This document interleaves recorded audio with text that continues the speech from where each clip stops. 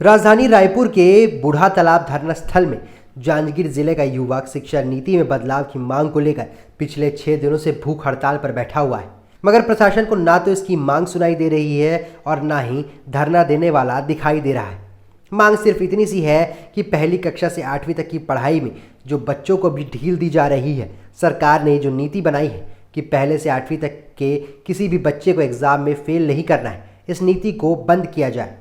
युवक का साफ तौर पर कहना है कि इस नीति के कारण गरीब बच्चों का विकास रुक सा गया है। इस युवक का सीधे तौर पर कहना है कि शासन और प्रशासन मुझे कितना भी यहां से हटाने का प्रयास करे, मैं नहीं हटूंगा। लेकिन बता दें कि कल पुलिस के कुछ जवानों के द्वारा इस युवक को जबरन उठाकर अस्पताल पहुंचा दिया गया और जब हमारे संवाददाता ने अस्पताल पहुंचकर युवक से बात की तो उस युवक की आंखें नम हो गई।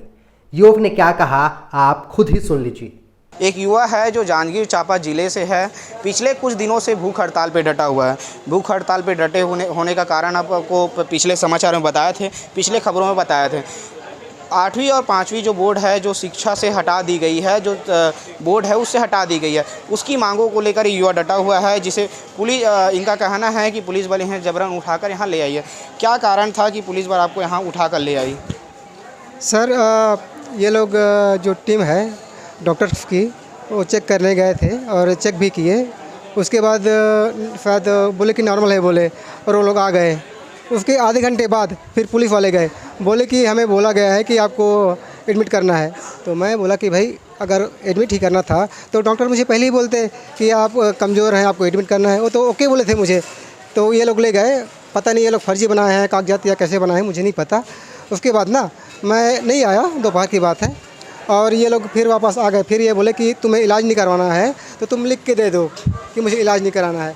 तो मैं लिख के दे दिया था कि जब तक जो संबंधित अधिकारी है शिक्षा क्षेत्र के मुझसे बात नहीं करेगा तब तक मैं ना ही अस्पताल जाऊंगा ना ही इलाज कराऊंगा। और यहाँ पे मुझे अभी 2 पुलिस भैया गए थे, पुलिस वाले, और मुझे बलपूर्वक वहाँ से उठा के ले आए अस्पताल। ये अस्पताल है सर। मैं यहाँ भी बोल रहा हूँ आपको, मैं इलाज नहीं कराऊँगा।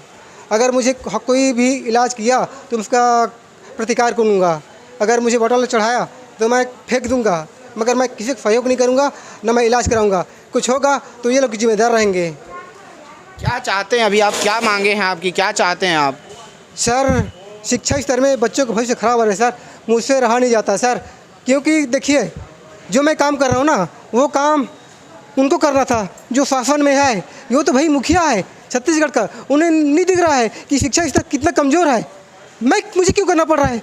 मुझे दिख रहा है कितना कमज़ोर है, बच्चों का भविष्य खराब हो रहा है, उसे क्यों नहीं दिख रहा है? इतना घटिया सिस्टम बनाया है शिक्षा स्तर, जनरल प्रमोशन कर दिया है, बच्चे बिना पढ़े पास हो रहे हैं। आगे चले क्या करेगा वो? 10वीं फेल हो जाएगा, उसके बाद उसके भविष्य क्या होगा? क्या गरीब बच्चे अच्छे से शिक्षा नहीं ले सकते? कब भाई बच्चों का भला होगा? गरीब बच्चों का क्या सब पूंजीपतियों का हक है?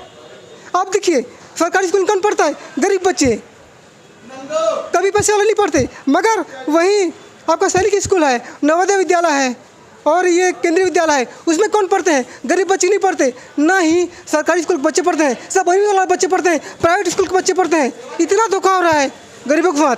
कौन देख रहा है भाई? ये बोलता कि मैं किसान का बेटा हूँ, छत्तीसगढ़ की माटी हूँ। क्या कर रहे हो यार आप लोग? ये छत्तीसगढ़ की माटी है। मैं पिछले 6 दिन से कुछ नहीं खाया हूँ, भूख हड़ताल में हूँ। उसे पता नहीं क्या कि एक लड़का भूख हड़ताल पे है, क्या मुझे भूख नहीं लग रहा होगा?